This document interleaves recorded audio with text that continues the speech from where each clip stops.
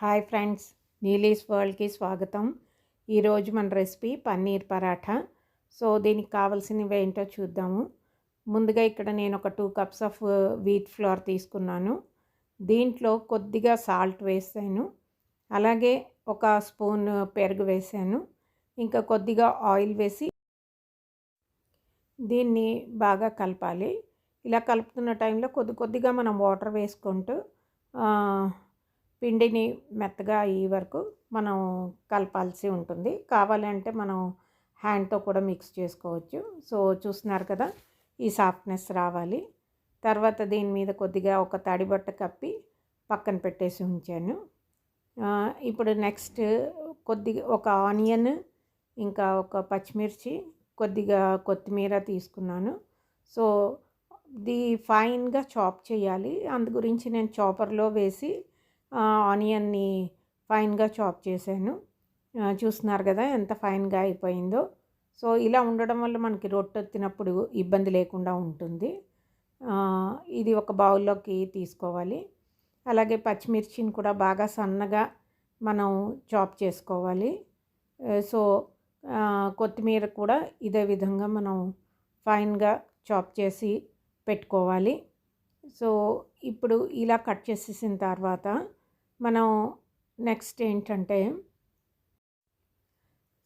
ఈ గ్రేటర్ తీసుకొని, గ్రేటర్లో బాగా లావుగా ఉన్న కన్నాలు ఉన్నాయి కదా, దీంతో మనం పన్నీర్ని గ్రేట్ చేసుకోవాల్సి ఉంటుంది.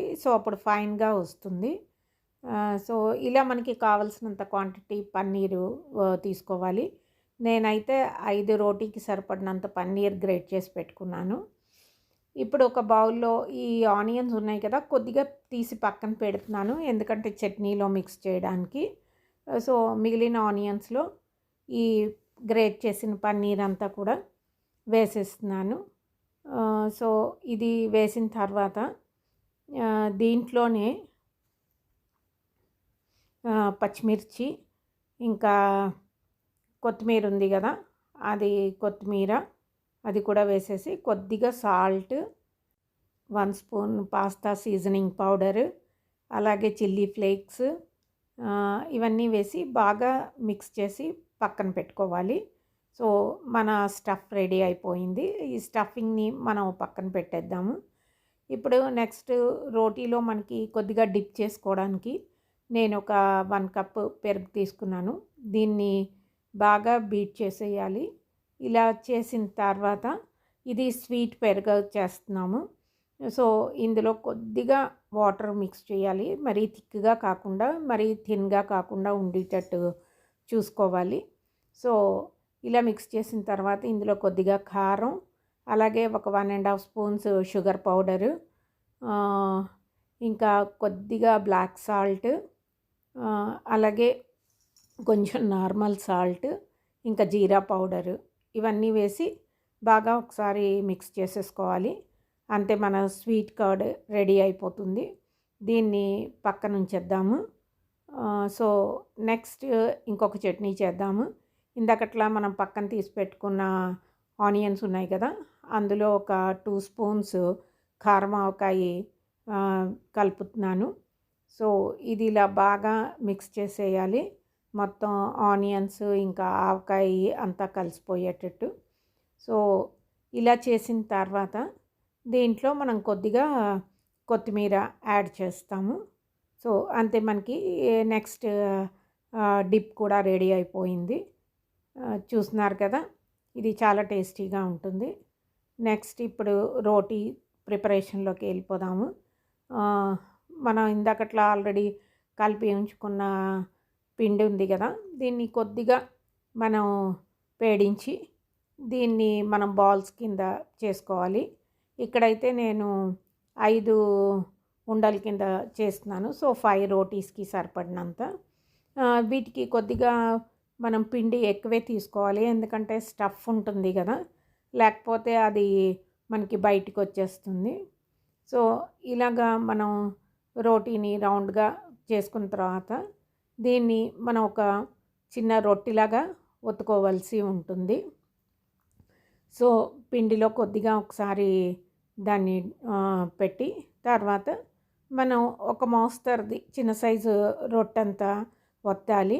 సో, ఇలా చేయడం వల్ల ఏంటవుతుందంటే, మనం స్టఫ్‌ని కొంచెం ఎక్కువ పెట్టుకోవడానికి అవకాశం ఉంటుంది.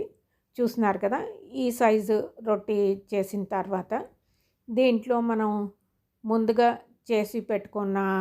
ప్రిపేర్ చేసి పెట్టుకున్న ఈ పన్నీర్ స్టఫ్ ఉంది కదా!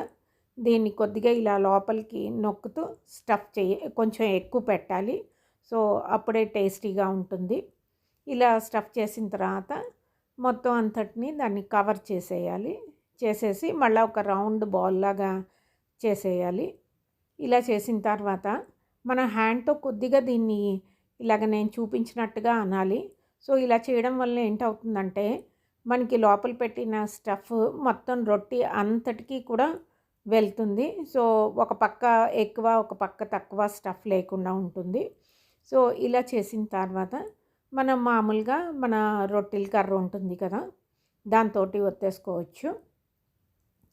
సో, ఈ రకంగా మీరు మనం మామూలుగా రొట్టెలు చేసుకున్నట్టు ఒత్తేయాలి. సో, ఇది ఒత్తినప్పుడు హార్డ్‌గా మీరు రొట్టెల కర్రతో ప్రెస్ చేయకూడదు. చాలా జెంటల్‌గా ప్రెస్ చేయాల్సి ఉంటుంది.